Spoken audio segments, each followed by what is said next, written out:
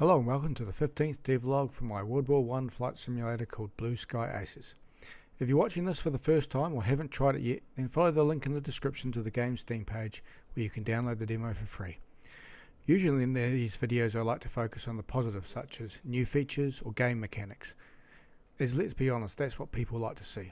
However, the reality of game development is that you spend a lot of time problem solving. This last month has been particularly bad for infuriating bugs. However, I do have a couple of new aircraft to show off, so keep watching and I'll get to them later in the video. The first challenge is one that I've been noticing since the mouse controls were updated. The other aircraft sometimes seem to stutter when flying past you, and it got worse if you were flying in the opposite direction while the camera was looking sideways at the other plane. In addition, I'd also noticed that they tended to jitter up and down when you got really close to them. After doing some investigation and ruling out all of the other possible causes, I determined that this was a fairly normal issue that game engines have, and not some weird physics bug.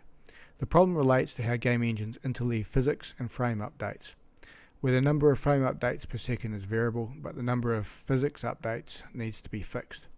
This requirement for physics updates to be fixed means that it's possible for the physics and frame updates to get out of sync. The best analogy I can think of is a strobe light, where an object is visible when the light is on and it moves when the light is off. Your brain will pick up on any unexpected movement or lack thereof and will make the object appear to jump forward or stop. Now fortunately, fixing this problem is in theory really easy. You just change this one option on the physics rigid body and the engine will interpolate the object's position based on its velocity to make the movement look smooth. In practice it wasn't anywhere near that easy, and initially it made the problem much worse. But after a whole lot of research and a lot of trial and error, I managed to understand how to make interpolation work for my setup. The key was how the objects are moved. Objects like aircraft are what's called non-kinematic rigid bodies, because they have all the physics forces acting on them. These objects need to be moved and rotated with linear and rotational forces only. Other objects like the camera rig that follow the player aircraft also needs a rigid body attached to fully get the benefits of interpolation. Otherwise they don't smoothly follow the player. However, I don't want any physics forces to be applied to this body, so it needs to be a kinematic rigid body, and as such it can only be moved by setting its position and rotation directly. Otherwise the interpolation won't work. With all this done, the result is much better. All the aircraft now look really smooth and there's no more stuttering or jittering. It's hard to be sure as it's very subjective, but I feel like flying now feels really different. The next issues relate to the aircraft AI, which unfortunately got worse after making changes to the aircraft physics to fix the rigid body interpolation. The physics changes meant that the AI aircraft seemed to have trouble maintaining a level turn, which caused them to lose altitude and constantly enter the ground avoidance state. This meant that the battles were taking place very close to the ground, where there wasn't any margin for error, which often resulted in the AI aircraft hitting objects or the ground.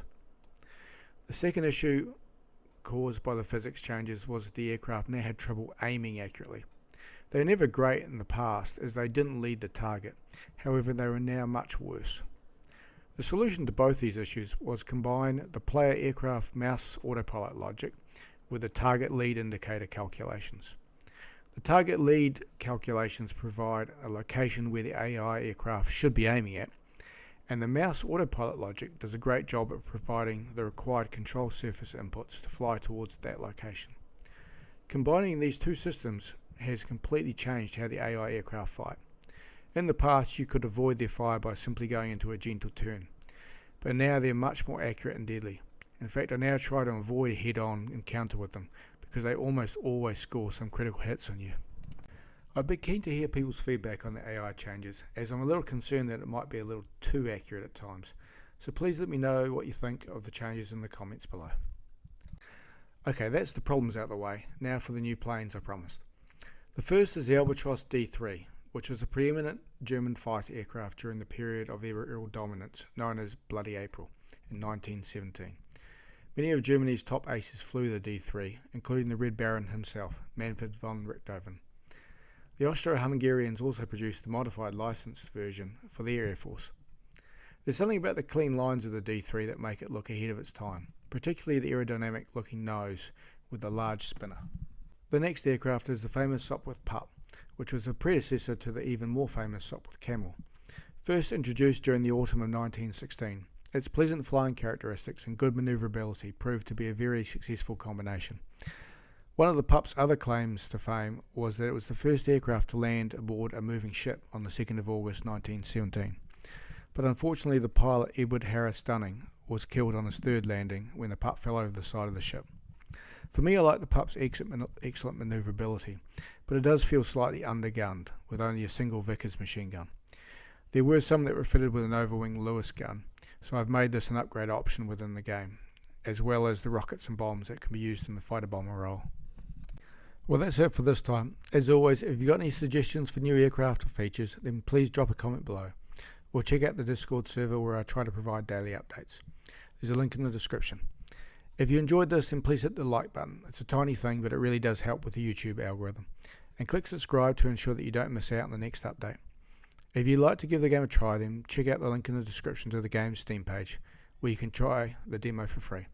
And don't forget to wishlist it so you'll be notified when the game is released. If you got this far, then thanks for listening, and I'll see you again next time.